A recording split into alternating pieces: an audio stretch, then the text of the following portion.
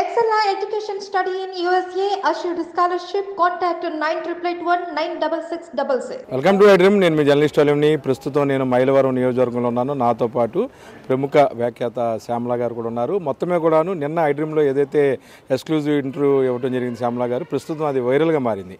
అసలు జగన్ గారికి ఓటు ఎందుకు వేయాలి, చంద్రబాబు కుటిల కుయత్నాలు ఎలా ఉంటాయని కూడా ఆమె చాలా విపులకరంగా చెప్పారు. ప్రస్తుతం అది కూడా సోషల్ మీడియాలో ట్రెండింగ్గా మారింది. ప్రస్తుతం హైదరాబాద్ నుంచి మైలవరం వస్తున్న సందర్భంగా చాలా ప్రాంతాల్లో ఆమె ముఖాముఖి ప్రజలతో నిర్వహించారు. ప్రజలు ఏమనుకుంటున్నారు, జగన్ గారికి ఓటు ఎందుకు వేయాలని కూడాను ఆమె మనతో మాట్లాడతారు. మేడం, మొత్తమే కూడాను మీరు కూడా రన్నింగ్ పొలిటీషియన్ అయిపోయారు పెద్ద ఎత్తున. అలీం గారు, మీరు అంటే ఫుల్ టైం ఇంకా అవ్వలేదు ప్రస్తుతానికి. మనం చెప్పాల్సినవి చెప్పే బాధ్యత ఉంది కాబట్టి చెప్తున్నాను అంతే. మేడం చెప్పండి, ఎలా ఉంది రెస్పాన్స్, ఎలా ఉంది? జగన్ గారు పోయినసారి 151 సీట్లలో గెలిచారు, ఇప్పుడు 175 టార్గెట్ పెట్టుకున్నారు. ఇది మీరు కథ కూడా చెప్పారు, పెద్ద వైరల్ అవుతుంది. ఖచ్చితంగా జగన్ గారు తిరిగి అధికారంలో వచ్చే అవకాశాలు అయితే చాలా స్పష్టంగా కనిపిస్తున్నాయి. అది ఉండడానికి కథ కావచ్చు, కానీ అది జరుగుతున్న వాస్తవం అండి. అది గుర్తించాలి ప్రజలందరూ కూడా. ఎందుకంటే నేను తిరుగుతున్నటువంటి నియోజకవర్గాలు ప్రజలందరితోనూ మాట్లాడిన తర్వాత, ఇప్పుడు బయట కూడా నేను ఒక ప్రాంతం నుంచి ఇంకో ప్రాంతానికి వచ్చేటప్పుడు మధ్యలో ఏ టీ కాగినప్పుడు లేకపోతే ఏ టిఫిన్ కాగినప్పుడు మాట్లాడతాం కదా పక్కన వాళ్ళతో, వాళ్ళు వచ్చి మనతో ఫోటోలు అడిగినప్పుడు మాట్లాడుతున్నప్పుడు నాకు అర్థమైంది ఏంటంటే, ప్రజలు ఏం ఆలోచిస్తున్నారు అంటే, ఎన్నికల్లో గెలిచేది ఎవరు ఓడేది ఎవరు అన్నది ప్రజలు ఆలోచించట్లేదండి. ఎన్నికలు అయిన తర్వాత పరిపాలన నెక్స్ట్ 5 ఏళ్ళు ఎలా ఉండబోతోంది ఆంధ్రప్రదేశ్లో అనే ఒక్కదాన్ని మాత్రమే ఆలోచించుకుని ప్రజలు మాట్లాడుకుంటున్నారు. అది తేటతెల్లమైన విషయమే అందరికీ కూడా. ఎందుకంటే ఇన్ని సంవత్సరాలుగా, అంటే ఆంధ్రప్రదేశ్ ఎప్పుడైతే ప్రత్యేక రాష్ట్రంగా ఏర్పడిందో అప్పటి నుంచి ఫస్ట్ 5 ఏళ్ళు ఎవరు మనకి ముఖ్యమంత్రిగా ఉన్నారో తెలుసు. వాళ్ళు ఏం చేశారో చూశారు, వాళ్ళు ఏమి హామీలు ఇచ్చారో చూశారు, ఎంత బాగా నిలబెట్టుకున్నారో చూశారు. ఆ తర్వాత 5 ఏళ్లలో అసలైన పరిపాలన చూశారు, సంక్షేమ పరిపాలన చూశారు, అభివృద్ధికరమైన పరిపాలన చూశారు. వాళ్ళకి తెలుసు తర్వాత 5 ఏళ్ళు బాగుండాలి అంటే ఏ పార్టీకి ఓటేయాలి, ఎవరిని ముఖ్యమంత్రిగా నిలబెట్టుకోవాలి, ఎవరి నాయకత్వంలో అయితే మనం బాగుంటానటువంటి ఒక క్లారిటీ ఆంధ్రప్రదేశ్ ప్రజలకు ఉంది అని నేను అనుకుంటున్నాను. ఈ గత కొద్ది రోజులుగా నేను మాట్లాడుతున్నటువంటి వ్యక్తులు నాకు చెప్పినటువంటి సంఘటనలు కానీ, ఇప్పుడు ఇవాళ నేను మైలవరం రావడం జరిగింది. తిరువూరు కానీ, నందిగామ కానీ, మైలవరం కానీ, అంటే కొంతమంది ఇక్కడ మాట్లాడుతున్నప్పుడు కూడా ఇక్కడ కూడా ఖచ్చితంగా వైఎస్ఆర్సీపీ ప్రభుత్వమే గెలవబోతోంది. ఇక్కడ కూడా ఓటు ఫ్యాన్కే పడుతుంది. అది ఎమ్మెల్యే అభ్యర్థి అయినా ఎంపీ అభ్యర్థి అయినా ఎవరైనా ఓటు శ్రీ జగన్మోహన్ రెడ్డి గారి ఫ్యాన్కే వేస్తారు. మేడం చెప్పండి, 2019లో ప్రచారం చేశారు, 151 సీట్లు వచ్చినాయి. ఈసారి 175 రీచ్ అయ్యే అవకాశాలు అయితే కనిపిస్తున్నాయి. ప్రజల్లో జోష్ బాగుంది, ఎందుకంటే సెంటిమెంట్ అనుకుంటా శ్యామల గారు అంటే. శ్యామల గారు సెంటిమెంటా?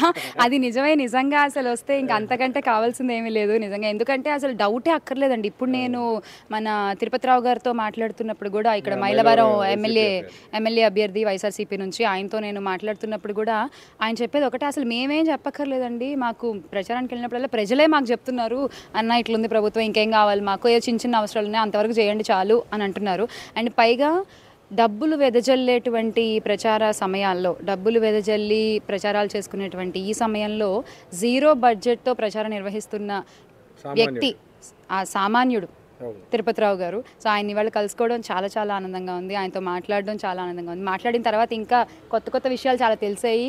త్వరలో మైలవరంలో ఒక రోజు నేను ఇక్కడ క్యాంపెయినింగ్ చేయాలనుకుంటున్నాను, ఆ విషయాన్ని కూడా ఆయనకు చెప్పడం జరిగింది. ఇంకొంచెం ప్రజలకు వెళ్ళి అసలు వాళ్ళు నిజంగా, అంటే ఒక సాధారణ వ్యక్తికి ఎమ్మెల్యే టికెట్ దొరికినప్పుడు ప్రజలు ఉండేటువంటి రియాక్షన్ ఏంటి అనేది నాకు చూడాలని ఉంది. సో దాన్ని తెలుసుకోవడానికి జగనన్న ప్రభుత్వం గురించి ఇంకా ఏమేమి విషయాలు నాకు చెప్తారు, ఎంత గొప్పగా చెప్తారు అనేది వినాలనుకుంటున్నాను. దానికోసం ఖచ్చితంగా ఒక రోజు నేను మైలవరం వస్తానండి, అప్పుడు మళ్ళీ మనం మాట్లాడదాం. మేడం చెప్పండి, మొత్తం మీద ముసలి వాళ్ళకి పెన్షన్లు ఆపేసింది టీడీపీ ప్రభుత్వం, వాళ్ళందరూ బ్యాంకుల దగ్గర ఏడుస్తున్నారు, ఇబ్బంది పడుతున్నారు. జగన్ గారు తెల్లవారుజాము సూర్యోదయం ముందే వాళ్ళకి చేతికి డబ్బులు ఇచ్చేవాళ్ళు. ఇప్పుడు ఆ ఫీలింగ్స్ ఎలా ఉన్నాయి?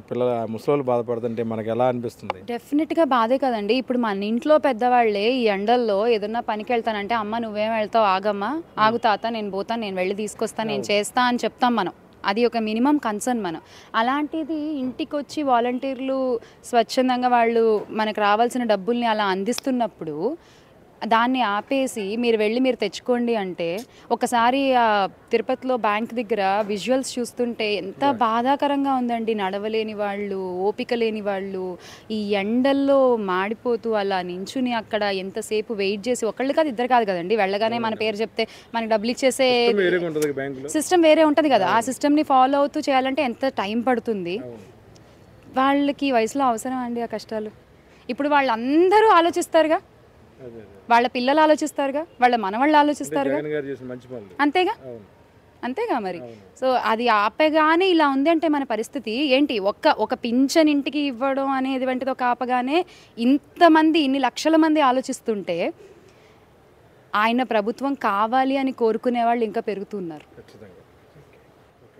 మొత్తమే కూడాను ఆంధ్రప్రదేశ్లో తిరిగి జగన్ గారు అధికారంలో రావాలని తను ప్రచారాన్ని చేస్తున్నానని గతంలో కూడా ఏదైతే 2019లో కూడా ఆమె ప్రచారం చేసిన నేపథ్యంలో విశేషంగా రాష్ట్రంలో వైఎస్ఆర్సీపీ విజయదుందుబి మోగించింది. సెంటిమెంట్గా అనుకోవచ్చు, లేకపోతే జగన్ గారి మీద ఉన్న అభిమానం కావచ్చు. ప్రజలందరూ కూడాను జగన్ గారితో ఉన్నారు. శ్యామల గారు కూడాను తను కూడా ఒక ఏదైతే వైఎస్ఆర్సీపీ సైనికురాలాగా పనిచేస్తాను, జగనన్న రాజ్యం కోసం శ్రమిస్తానని అంటున్నారు.